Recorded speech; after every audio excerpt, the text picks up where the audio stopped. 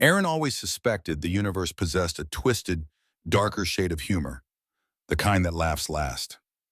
The Meridian's Edge, a vessel heralded as the pinnacle of navigational prowess, was currently proving this theory by drifting toward a jungle moon that star charts insisted did not exist. The planet, the Sarah 7, filled the viewport with a swirling emerald malevolence, bathed in the eerie glow of twin suns. It wasn't the romantic cosmic vista Aaron had signed up for. It looked more like a petri dish of celestial mold. Captain Rodriguez's voice crackled over the intercom, carrying that forced, brittle cheerfulness that invariably precedes disaster. He spoke of minor technical difficulties with the quantum flux stabilizers, a phrase that, in the lexicon of deep space, usually translates to "make peace with your gods."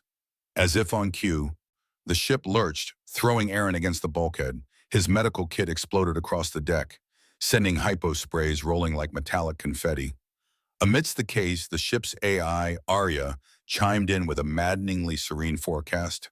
Total system failure in 4 minutes. Great, Aaron muttered, scrambling to collect his scattered life-saving tools. Just enough time to draft a complaint to the manufacturer. We often find that in the face of oblivion, the mind clings to the mundane. Aaron cataloged his gear, neural stimulators, bone fusion injector, even as the red emergency lights bathed the corridor in a hellish crimson. He reached his escape pod just as gravity failed, floating briefly in the weightless terror before slamming into the seat. Through the porthole, he watched the Meridian's Edge disintegrate, chunks of cutting-edge engineering spiraling down like burning meteors. The launch sequence engaged with a bone-jarring thud, and Aaron was ejected into the void. The descent was a blur of screaming metal and burning ozone. His pod's primitive AI estimated a 73% survival rate, odds that Aaron noted were worse than a casino rigged by telepathic octopi. The crash, when it came, sounded like reality being torn in half. Silence followed, heavy and ringing. Aaron hung upside down, staring at a forest that defied every botanical textbook in history. Bioluminescent flowers pulsed with a heartbeat rhythm, and spores danced in the air like microscopic fireflies. He was alive. He had survived the vacuum only to land in a psychedelic nightmare. But the solitude was short-lived. A faint distress signal chirped from his scanner. Someone else had made it. Walking through the jungle felt like navigating a hallucination. The air tasted of copper and endless possibilities. It wasn't long before the local flora took an interest in him, specifically a plant resembling a steroid-infused Venus flytrap with crystalline teeth. It tracked his movements with disturbing intelligence. Aaron, relying on instinct, tossed a rock to the left. The plant lunged with embarrassing enthusiasm, allowing him to slip past. "Thanks for the lesson," he whispered, hard hammering. "Let's do lunch when I'm not on the menu." Following the signal, he found the wreckage of another pod crushed between massive trees. Inside, pinned beneath twisted metal, was a survivor. She was distinctly non-human, skin the color of pale blue starlight, pointed ears, and violet eyes wide with pain.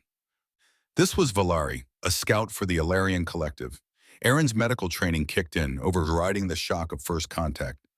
"I'm going to get you out," he promised, setting up a pulley system.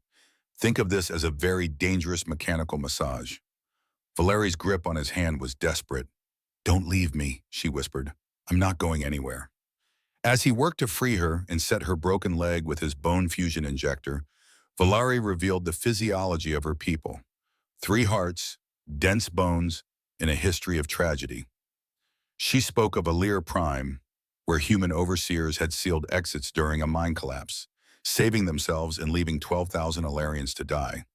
The weight of that history hung between them, heavy as the humid air. Yet she trusted him. My grandmother, a memory keeper, would say wisdom comes from seeing people as they are, Valari said, her voice melodic despite the pain. "Smart woman," Aaron replied. "Mine thinks food solves everything." As night fell, transforming the jungle into a rave of bioluminescence, a strange phenomenon began.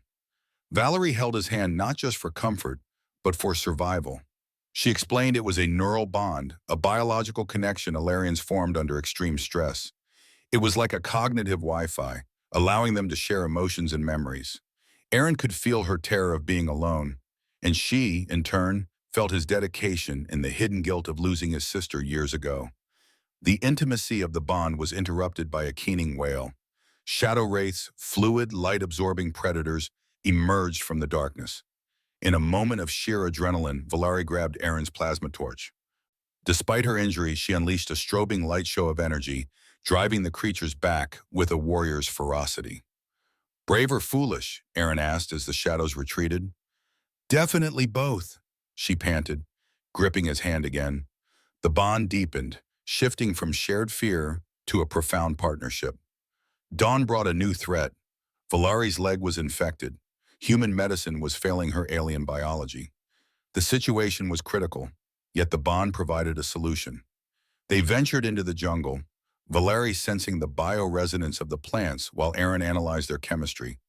It was a desperate, harmonious dance of science and intuition. They found a vine with crystalline sap that sang to her nervous system. Aaron synthesized a cure, watching as the infection receded and her natural color returned. Then, the roar of engines shattered the peace. A rescue shuttle descended, a symbol of safety that brought only fear to Valerie. She knew the protocols: separation, quarantine, observation. The bond would be severed by bureaucracy. "What if I don't want to let go?" Aaron asked, the decision crystallizing in his mind. When Commander Hayes and the rescue team disembarked, expecting a standard extraction, they found a defiance they hadn't anticipated. Aaron stood his ground, hand firmly clasped in Valeri's, demanding a transfer to the Alarian Medical Exchange Program. He argued that their cross-species survival was not a fluke, but a breakthrough. "Sometimes," Aaron told the stunned commander, "the universe has better ideas than our paperwork." 3 weeks later, Aaron stood on a research station orbiting Thessera 7. Valeri was beside him, her leg healed, her skin glowing with contentment. They were the subjects of a revolutionary study on interspecies neural bonding, but to them, it was simply life. They watched the planet below, a beautiful, deadly jewel that had forged an unbreakable link between them. "Any regrets?" Aaron asked, watching the starlight play across the hall. "Never," Valari replied, squeezing his hand, "though your jokes are still terrible." "You're stuck with me now," he grinned. "The bond won't let you escape my material." In stories like this, we often look for the grand moral, the shift of empires. But sometimes the greatest shifts occur in the quiet space between two heartbeats, or in this case, four. The universe, in its infinite, chaotic wisdom, had decided to play a joke on them. But for once, the punchline was a happy ending. Aaron realized that while the cosmos might be cold and vast, it was significantly less lonely when you had someone to hold on to. Word count 1089.